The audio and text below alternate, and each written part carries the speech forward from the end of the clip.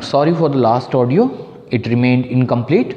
The father used to give her money and asking her to bring Sunday's dinner.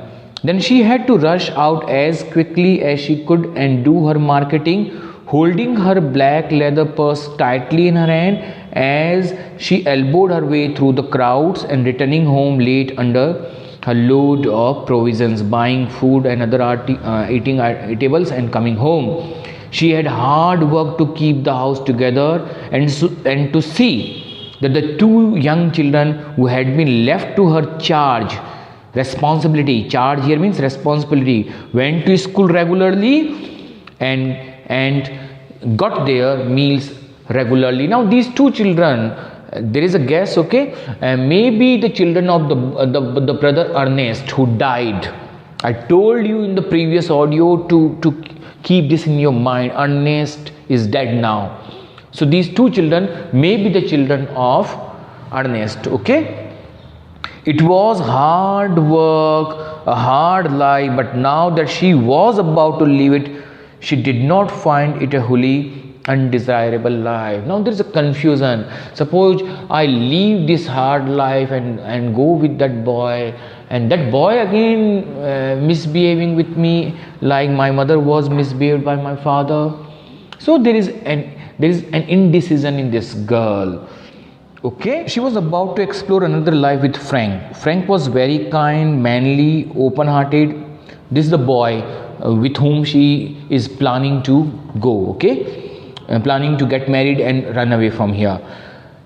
She was to go away with him by the night boat to be his wife and to live with him in Buenos Aires. This is a place, a city far away from her city, okay, where he had a home waiting for her.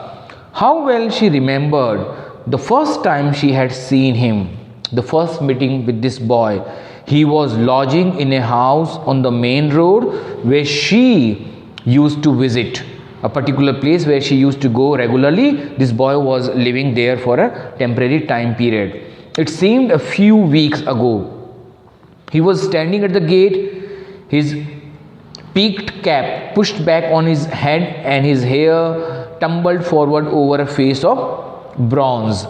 Then they had come to know each other. The boy chased her and started talking. Might be possible. He used to meet her outside the stores every evening and see her home, and means when she used to leave the store after her that job time is over, she used to come out, and the boy used to talk to her, and they used to come to that her house, okay, seeing her off up to there. He took her to see the Bohemian Girl. They went to watch a drama, and she felt elated, excited as she sat in an unaccustomed part of the theatre with him. They were sitting together, okay. He was awfully fond of music and sang a little. The boy was fond of music, okay. People knew that they were courting. Courting means having an affair. People began to know that this boy was flirting with this girl and they had an affair. And when he sang about the lass is a young girl, okay, that loves a sailor, she always felt pleasantly confused whether he was singing a song about them or about any other girl, okay. He used to call her Poppins out of fun. That was the nickname, okay, the boy gave to Eveline. First of all, it had been an excitement for her to have a fellow, and then she had begun to like him. He had tales of distant countries, telling the stories about distant countries. He had started as a deck boy at £1 a month on a ship of the Eveline going out to Canada. He told her the names of the ships he had been on and the names of the different services. He had sailed through the Straits of Magellan, and he told her stories of the terrible Patagonians means he used to entertain the girl this way, making the girl to laugh, to enjoy, telling the stories of his journeys to the different parts of the world. He was a sailor, a boatman, okay, captain. He had fallen on his feet in Buenos Aires, he said, and had come over to the old country just for a holiday. That he is living in her city for a holiday. He would go back to Buenos Aires, and if she want to come with her, he would marry her. Okay, of course her father had found out. Ultimately Eveline's father found out the affair and had forbidden her to have anything to say to him, and told Eveline that you don't need to say anything to me. We talked in the previous audio that the father came to know about the affair and told Eveline not to say anything. I know these sailor chaps, he said. Okay, you don't need to tell me any qualities of this boy. One day he had quarreled with Frank, and he quarreled with Frank also, the father. And after that she had to meet her lover secretly. The evening deepened in the avenue. Now again back to this girl making a plan. Okay, remember in the beginning of the story, now we are in that part of the story now. The white of two letters in her lap grew indistinct. There were two letters with her. One was to Harry. One letter was written to the brother Harry. The other was to her father. Ernest had been her favorite, but she liked Harry too. And we know that Ernest died. Remember? So he had written one letter to Harry, the other to the father. Her father was becoming old lately. See the concern of this girl, that suppose I go away from here, who is going to take care of my father, because he has grown old now. She noticed he would miss her. Sometimes he would be very nice, and sudden fondness for the father. Not long before, when she had been laid up for a day, one day she was not feeling well. So how the father behaved? He had read her out a ghost story and made toast for her at the fire. Okay.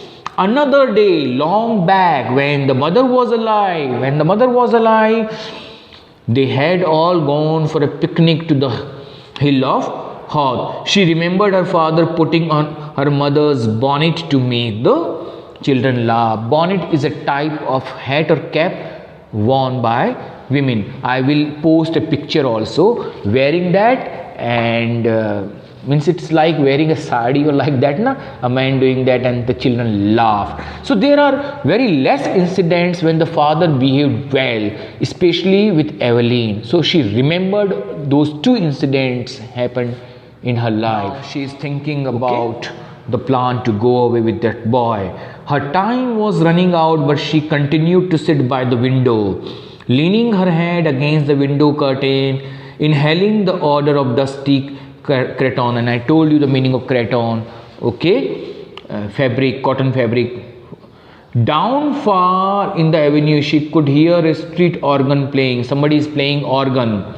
She knew the air, she knew the atmosphere, she knew this place very well. Okay, strange that it should came that very night to remind her of the promise to her mother, her promise to keep the home together as long as she could.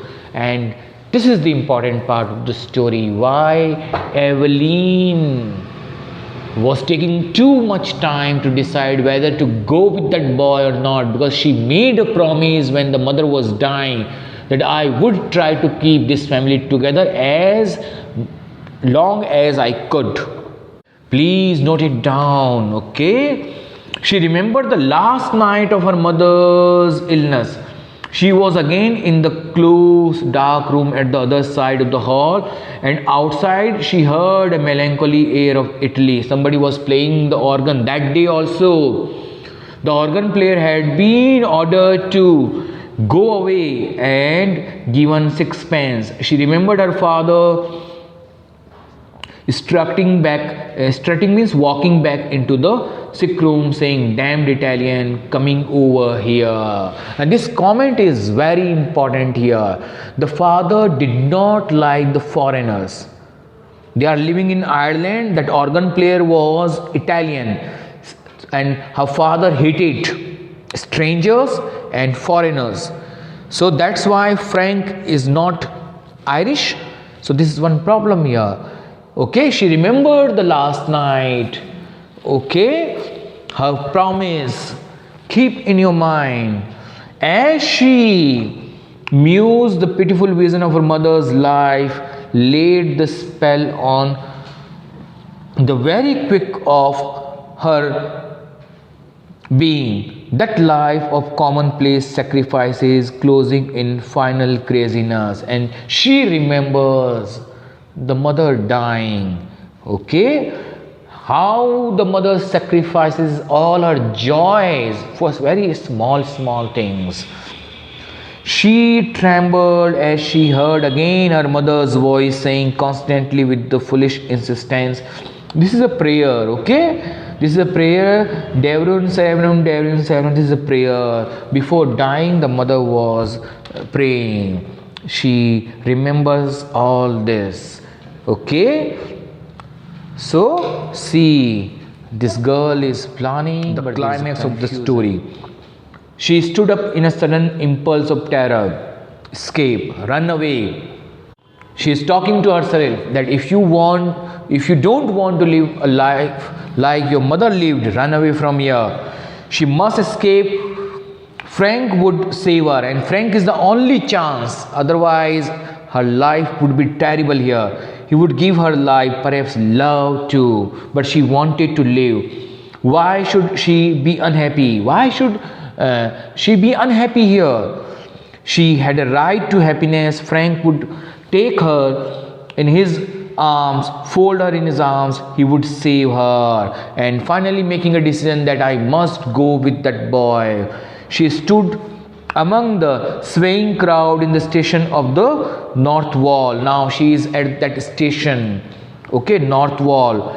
He held her hand and she knew that he was speaking to her, saying something about the passage over and over again. The station was full of soldiers with brown baggages. Soldiers were riding in the ship. So through the wide doors of the sheds, she caught a glimpse of the black mass of the boat lying in beside the quay wall with illuminated portholes. She answered nothing. She felt her cheek pale and cold, and out of a maze of distress, she prayed to God to direct her.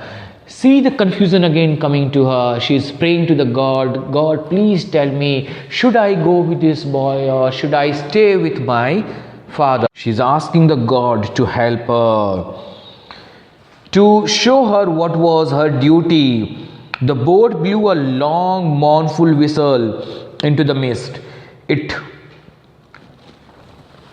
If she went tomorrow, she would be on the sea with Frank, steaming towards Buenos Aires, because she is going to that place. The boy is taking to her, Buenos Aires. Their passage had been booked and the tickets were booked. Could she still draw back after all he had done for her?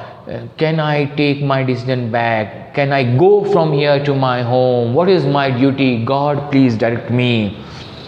Her distress awoke a nausea in her body. She was not feeling easy now. Okay? And she kept moving her lips in silent for one prayer. She's praying. A bell clenched upon her heart. She felt him seize her hand. Come. All the seas of the world tumbled about her heart. Oh my God, it is very difficult decision for this girl now. This is very difficult decision. I mean, she is standing there and there is bell ringing and the ship is about to leave the port, but the boy is holding the hand, but she is not able to take the decision. He was drawing her into them. He would drown her. She gripped with both hands at the iron railing. The boy is in the ship and holding her hand and drawing her and saying, "Come." No, no, no, it was impossible. Her hand clutched the iron in the frenzy. The seas. She sent a cry of anguish. "Eveline, Evie," the boy is calling. "Eveline, Evie, you just ride in the ship." He rushed beyond the barrier and called to her to follow. He was shouted at to go on, but he still called to her. Eveline said, "You go away, I can't come with you." She set her white face to him, passive like a helpless animal. Her eyes gave him no sign of love or farewell or recognition. She was looking at the boy, Frank, as if she did not recognize, did not know the boy. So ultimately, Eveline decided to remain. See, this is an outstanding story, deeply analyzing the character of this girl. And this is a real good story I'm telling you. You do the work, you read it very minutely, and you will enjoy, I'm telling you.